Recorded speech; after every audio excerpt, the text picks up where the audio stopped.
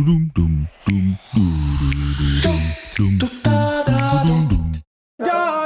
darling, stand by me. Oh, stand by me. Just as long as you stand. Blown away by it, to be honest. We've been doing sort of impromptu stuff, and trying to challenge guys for 10 years now, 12, and this was just another level. This thing, gobsmacked. I want to watch the videos again. It was to have that level of buy-in, that level of excellence. It was just, and it was incredible. I've actually been surprised. I was honestly expecting a lower standard or level. I mean, these are rugby players after all. I didn't know how creative people were going to be. And I think what's been fascinating for me is they're under a pressure situation. They're being required to basically pivot or change, like from what they ordinarily do, and they're doing it. It's just really refreshing to me to see that, like, non-performers, or at least non-performers in my line of work, are trying to put on a show. What started was as a recreational project just to get to know each other. It's something that I think we're going to be properly proud and enjoy the process, and that BrightRock have brought into it like it is. But it's brilliant. I think we're going to all feel proud of this at the end, as much as it's way out of our comfort zone. It's something we know about. Let's enjoy it. Let's learn from the maestro. I know that the nerves may be plenty, because it's unusual territory for some of us. But the beauty of this exercise is that music is part and parcel having fun, right? So I think a good place to start would be for me to see where you're at in terms of what you have already. Tell me why ain't nothing but a heartache. Tell me why ain't nothing but a mistake. Any team now, for them to be really tight, they really need to know each other. They need to know where they're vulnerable, where they can't do something, be able to say they can't do something, try and make plans around it, all those sort of curveball or the bounce. It's not like, I think 30 years ago, the army they used to break people down, or their fitness SAS where they destroy guys, then rebuild them. I thought this is a way of going into your comfort, but having a lot of fun and a laugh in a really safe environment.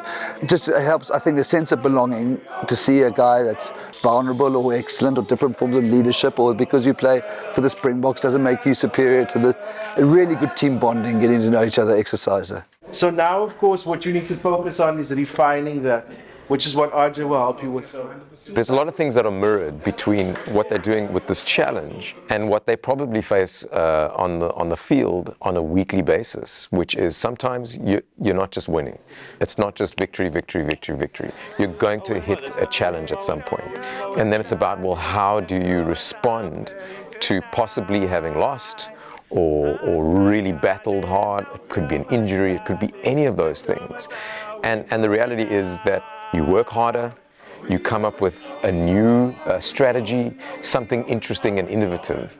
And this challenge is really exactly the same. It's a situation where you're kind of throwing them into it, and you're basically forcing them to kind of do what they would do as a rugby team anyway, which is adapt or die, so to speak. And they're adapting, they're making that change. As soon as Sazi begins to sing, in my head I'm losing the beat completely. I'm lost. I don't, we're lost. It sounds like boom boom. In my head it does not sound as easy as boom boom when you start singing.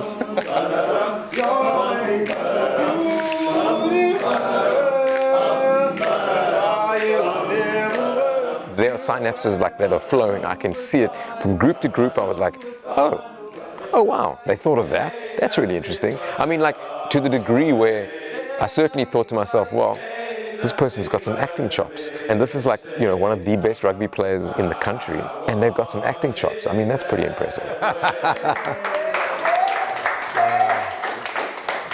I think making it a skit is a good idea, because it makes it enjoyable and fun. But I definitely think you guys can play it up even more.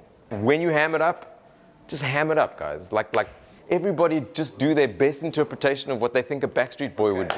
These guys, they already have this mentality of teamwork, knowing that if you work as a team and you collaborate, you're probably going to come up with something better than if it's just one person on their own. And I think maybe that's my biggest takeaway from this. Obviously, I want to thank BrightRock and in fact, the way they bought into it, because it was what we wanted to do. we wanted to put guys into something they don't do, completely different environment. So the BrightRock thing of love change, and then the complete curveball would be on stage with the music producer, and as they say, playing the bounce. So it's something that was so ties in with BrightRock, who are those amazing partners. What we're trying to do with the players to equip them for life, not just rugby, life beyond rugby, to deal with all the the bounce of the ball and all that sort of thing, and that they can, you heard RJ say some guys could appear in a soap opera. That there was a level. So it's just got everything we wanted, but far more, far more. So I'd love to carry on with it. So the winning team of Harmony Hunters Showdown is the Storm Chasers.